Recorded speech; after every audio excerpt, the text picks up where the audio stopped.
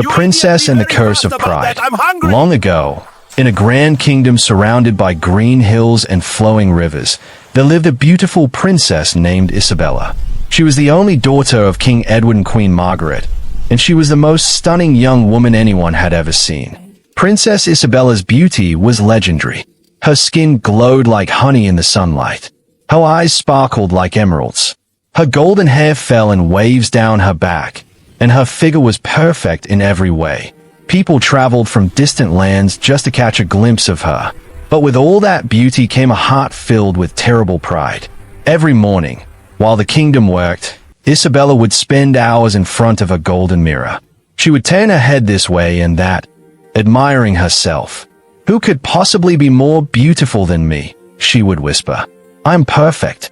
I deserve only the best. I will marry a prince from a great kingdom or the wealthiest man in the entire world. No one else is worthy of me." Young men from the village came to the palace gates hoping to meet her. Farmers, blacksmiths, merchants, and craftsmen all tried to win her hand. But Isabella rejected them all with cruel words. "You," she would laugh at a hard-working farmer. "Your hands are dirty and rough. How disgusting." "You," she would sneer at a kind shopkeeper. "You smell like your shop. Stay away from me." "You," she would mock a talented musician.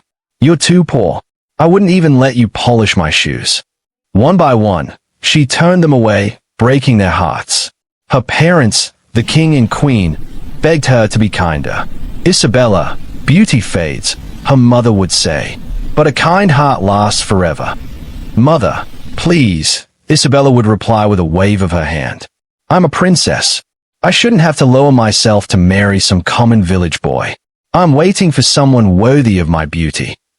While other young women in the kingdom helped their families, learned skills, and showed kindness, Isabella did nothing but admire herself. She refused to help with anything, saying her hands were too delicate for work. She wouldn't even greet the servants properly. Her childhood friends Emily, Sarah, and Grace eventually married simple, honest men and found happiness. But Isabella mocked them mercilessly. "Sarah, your husband is a carpenter? How pathetic. Grace, yours is a fisherman. How embarrassing.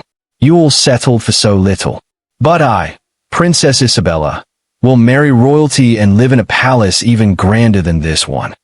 Her friends tried to ignore her cruelty, but her words still hurt. One market day, the village square was bustling with life.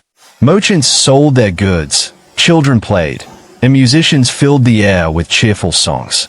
Isabella decided to walk through the market to show off her beauty.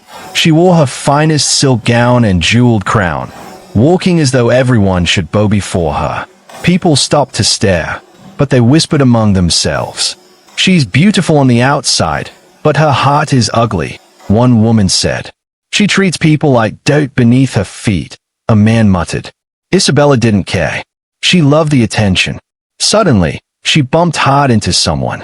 A basket of vegetables fell to the ground, and an elderly woman stumbled and fell to her knees. It was Mrs. Eleanor, the oldest and most respected woman in the village. Her back was bent with age, her hands trembled, and she could barely walk without her cane. The vegetables scattered everywhere, and the old woman struggled to get up. Everyone gasped in shock. Isabella looked down at her with disgust. "Watch where you're going, you old fool. You've dated my dress. Do you have any idea who I am?" Mrs. Eleanor looked up, her voice gentle. "My dear child, I'm sorry. My eyes are not what they used to be." "Then stay in your cottage," Isabella shouted. "Don't bring your filthy vegetables near me. You're too old and useless to be walking around." The crowd fell silent. People were horrified. "Princess Isabella, please apologize," someone pleaded. "She's an elder. She deserves respect." But Isabella turned her back, tossed her hair, and walked away without a word. Mrs. Eleanor slowly gathered her vegetables, shaking her head. Then she stood, raised her hands to the sky, and spoke in a voice that rang like thunder. "Isabella, the mirror you worship will soon betray you. May your beauty melt away like snow in the sun. May your pride become your prison. You will not see beauty again until you marry the ugliest man in this land and learn to love him with your whole heart." Only then will you understand what true beauty means. The entire market went silent. Even the wind seemed to stop. That night, Isabella looked into her golden mirror and felt a strange burning on her skin. She laughed nervously. What nonsense! An old woman's curse. Ridiculous. But the mirror cracked down the middle. The next morning, Isabella's screams echoed through the entire palace. No, no, this can't be me. Her smooth skin had become rough and covered with blemishes. Her nose had grown wide and crooked. Her once full lips were thin and cracked. Her beautiful golden hair was falling out in clumps. Her sparkling eyes were dull and sunken. She ran to her mother, sobbing. Mother, look at me. I'm hideous. I'm cursed. Queen Margaret wept. My daughter, this is what pride has brought you. You hurt Mrs. Eleanor. You mocked everyone. You refused to listen. I'll apologize. I'll make it right. I'll give her gold, anything. But when they went to Mrs. Eleanor's cottage, it was empty. The old woman had vanished. No one knew where she had gone. Isabella became a shadow of herself. She covered all her mirrors with cloth. She stopped walking through the village. She hid in her room, ashamed and alone. People whispered wherever she went. Did you hear? Princess Isabella's beauty is gone. She looks like a monster now. That's what happens when you're cruel. The once proud princess was now silent, humble, and utterly broken. Then one day, a mysterious hooded figure arrived at the palace. He delivered a message to Isabella. Your curse can only be lifted if you marry the ugliest man in the land. Marry him not just in name, but with your heart. Only then will you be free. Isabella cried for days. Must I marry someone hideous to become beautiful again? But deep down, she knew this was her punishment. Her journey of suffering had just begun.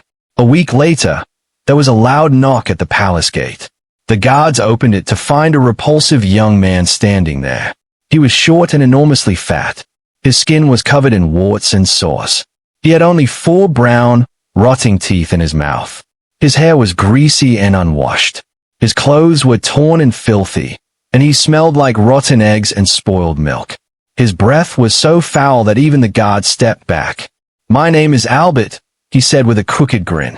I'm the son of old Farmer Thomas, the poorest farmer in the kingdom. I've come to marry Princess Isabella. The queen nearly fainted. Marry? You? Yes.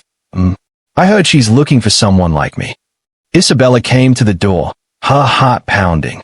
When she saw Albert, she wanted to run away screaming. He looked worse than any nightmare. But then she caught sight of her own reflection in a window. She looked just as terrible. She remembered the messenger's words, marry the ugliest man in the land, not just in name, but with your heart. She looked at Albert. He was picking his nose and chewing loudly on something that smelled awful. Well, he asked, spitting on the ground. Do you accept me or not? Isabella swallowed her pride and nodded slowly. Yes. The entire kingdom was in shock. The royal wedding that should have been grand and glorious was small and quiet. There was no music, no dancing, just whispers of disbelief. That night, in Albert's tiny, filthy cottage on his father's farm, Isabella's new life began. Albert snored like a bear. The whole house shook. He drooled in his sleep. His feet smelled like rotten cheese. He farted constantly. He scratched himself in the most disgusting ways. Isabella sat by the window, trying not to cry. This is my punishment. I must endure it. I must change. But Albert wasn't just ugly. He was also mean and demanding. Cook my food now, he would shout. This tastes terrible. Scratch my back. Wash my feet. Why are you so slow? Why are you breathing so loud? He complained about everything and treated her like a servant. But Isabella didn't fight back. Instead, she did something she had never done before. She worked. She woke up early every morning and cleaned the dirty cottage. She fetched water from the well. She cooked meals over a smoky fire. She washed Albert's filthy, smelly clothes. She tended to the farm animals. And slowly, something inside her began to change. She started greeting the village people kindly. She apologized to Emily, Sarah, and Grace for how cruel she had been. She helped elderly women carry their loads. She played with children. She gave food to beggars. One day, A little girl fell and scraped her knee in the market. Isabella rushed over, cleaned the wound gently, and gave the child bread and kind words. Mrs. Eleanor, who had secretly returned to the village, was sitting under a tree watching. She smiled softly and whispered, "She is learning." That night, Isabella lay awake while Albert snored beside her. She looked up at the stars through the broken roof and whispered, "If I ever become beautiful again, I promise I will never be cruel. I will never mock anyone. I will never forget what it feels like to be broken and ugly." That very night, Mrs. Eleanor appeared in her dream, glowing like an angel. "My dear child," the old woman said gently, "your beauty has returned. Not on your face yet, but in your heart. You have learned what truly matters. When you wake, you will see." Isabella woke with a start. She rushed to the bucket of water outside and looked at her reflection. She gasped. Her skin was smooth and glowing. Her eyes sparkled. Her hair was thick and golden again. Her lips were full and rosy. Her beauty had returned, but it felt different now, warmer, deeper, real. She ran outside, laughing and crying at the same time. The villagers came running. "The curse is broken. Princess Isabella is beautiful again." Albert stumbled out of the cottage, blinking in confusion. "Wait, you're not my ugly wife. Where is she?" Isabella smiled at him kindly. "Thank you, Albert. You were part of my lesson. I needed you. But who will cook for me now?" he whined. She handed him a basket of food. "May you find someone who truly loves you." And she walked away. Her parents, the king and queen, embraced her with tears of joy. A few weeks later, a handsome young man arrived at the palace. He was tall, kind-eyed, and well-dressed. He introduced himself as William, Mrs. Eleanor's son, who had been working in the city. "I heard of your transformation," he said to Isabella. "Not just your beauty returning, but your heart changing. My mother told me everything." Isabella blushed. "Your mother was right to curse me. I was horrible." William smiled. "But you learned. That's what matters." They spent time together, and William fell in love not with her beauty, but with her kindness, her humility, and her gentle spirit. Their wedding was the grandest the kingdom had ever seen. Music filled the air. Dancers performed. The entire kingdom celebrated. But Isabella never forgot her lesson. She treated every servant with kindness. She greeted every elder with respect. She played with the children. She even visited Albert once and gave him new clothes and food. She no longer spent hours staring at her mirror. She knew now that true beauty came from within. And she lived happily ever after, not because she was beautiful, but because she had finally learned to be kind. The moral of the story: pride leads to downfall, but humility lifts the soul. Beauty without kindness is worthless. Always respect others, no matter who they are. True change begins when the heart learns to love.